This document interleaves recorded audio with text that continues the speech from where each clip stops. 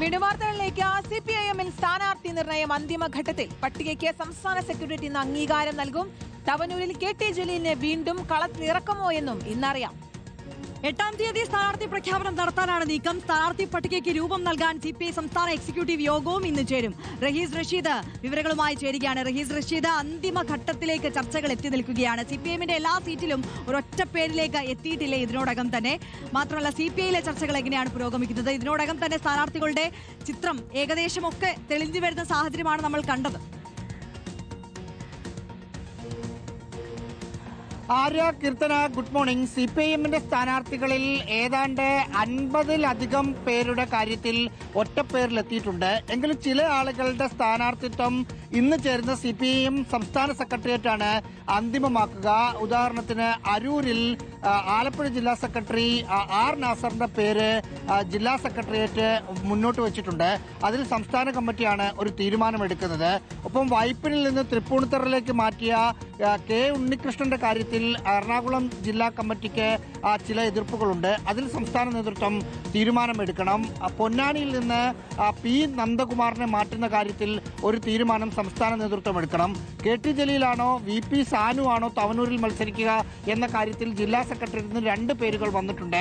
അക്കാര്യത്തിൽ ഒരു തീരുമാനമെടുക്കണം. ആ തരത്തിൽ ചില സീറ്റുകളിൽ അന്തിമ തീരുമാനം സംസ്ഥാന നേതൃത്വം തന്നെ എടുക്കേണ്ടി വരും. തളിപ്പറമ്പിൽ PK ശ്യാമളയ്ക്കെതിരെ MV ഗോവിന്ദന്റെ ഭാര്യ കൂടിയാണ്. സാമൂഹ്യ മാധ്യമങ്ങളിൽ CPM അണികളുടെ ഭാഗത്ത് തന്നെ പരസ്യമായ പ്രതിഷേധങ്ങൾ വരുന്നുണ്ട്. ആ സാഹചര്യം പാർട്ടി കണക്കിലെടുക്കുന്നുണ്ടോ എന്ന കാര്യവും നോക്കണം. നിലവിലെ സാഹചര്യത്തിൽ 9 സിറ്റിംഗ് MLA-മാർക്ക് സീറ്റ് ഉണ്ടാവില്ല എന്നാണ് മനസ്സിലാക്കുന്നത്.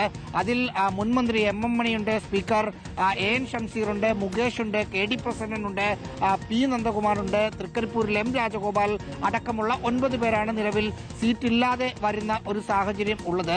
എന്തായാലും ഇന്ന് CPIM-ന്റെ സ്ഥാനാർത്ഥികൾ സംബന്ധിച്ച ഏതാണ്ട് രൂപമാക്കും. നാളെ അത് സംസ്ഥാന കമ്മിറ്റിയുടെ മുമ്പിൽ വെച്ച് അംഗീകാരം ലഭിക്കുന്നതോടെ മുഴുവൻ സ്ഥലത്തെയും CPIM സ്ഥാനാർത്ഥികളാകും. നാളത്തെ സംസ്ഥാന കമ്മിറ്റി അംഗീകരിക്കുന്ന പട്ടിക ജില്ലയിലേക്ക് തിരിച്ചയക്കുകയായിരിക്കും ചെയ്യുക. ജില്ല അതാത് മണ്ഡലം കമ്മിറ്റികളിൽ റിപ്പോർട്ട് ചെയ്യും. പിന്നീട് ആ പട്ടിക 8-ാം തീയതി CPIM-ന്റെ സംസ്ഥാന സെക്രട്ടേറിയറ്റ് കൂടി അംഗീകരിച്ച് 8-ാം തീയതി തന്നെ പ്രഖ്യാപിക്കും എന്നാണ് മനസ്സിലാക്കുന്നത്. CPI-യുടെയും സംസ്ഥാന എക്സിക്യൂട്ടീവ് ഇന്ന് ചേരുകയാണ്. ഏതാണ്ട് ധാരണ നേതൃത്വത്തിൽ ഉണ്ടായിട്ടുണ്ട്. ഇന്ന് ജില്ലാ കമ്മിറ്റികളോട് പേരുകൾ നിർദ്ദേശിക്കാൻ പറയുകയും 8-ാം തീയതി സംസ്ഥാന സെക്രട്ടേറിയറ്റും എക്സിക്യൂട്ടീവും വിളിച്ച് അന്ന് തന്നെ പ്രഖ്യാപിക്കാനുള്ള ഒരു നീക്കവുമാണ് CPI-യുടെ ഭാഗത്തു നിന്നുണ്ടായത്. LDF യോഗം ഇന്ന് വൈകിട്ട് 3 മണിക്ക് ചേരുന്നുണ്ട്. ആ യോഗത്തിൽ ചില സീറ്റുകൾ സംബന്ധിച്ച CPI-യുമായി വെച്ചുമാറ്റം സംബന്ധിച്ച ചില ചർച്ചകൾ നടക്കുന്നുണ്ട്. ഒപ്പം കേരള കോൺഗ്രസ് എമ്മിന് 12 സീറ്റ് എന്നത് 13 വേണം എന്ന ആവശ്യം നിൽക്കുന്നുണ്ട്. ഈ 2 കാര്യം ഒഴിച്ച് ബാക്കി ഏതാണ്ട് ഉപേക്ഷി ചർച്ചയിൽ ധാരണയായിട്ടുണ്ട്. കഴിഞ്ഞ തവണ INL 3 സീറ്റായിരുന്നു. ഇത്തവണ അത് 2 കുറച്ച് ഒരെണ്ണം INL പിളർന്നുണ്ടായ നാഷണൽ ലീഗിന് കൊടുക്കാനാണ് ധാരണയായത് എന്ന് മനസ്സിലാക്കുന്നു. ഏതാണ്ട് ഇന്നത്തോടുകൂടി CPM-ന്റെ കാര്യത്തിൽ ഒരു തീരുമാനത്തിലേക്ക് പാർട്ടിക്കുള്ളിലെത്തും. പുറത്തേക്ക് പറയുക 8-ാം തീയതി ആയിരിക്കും.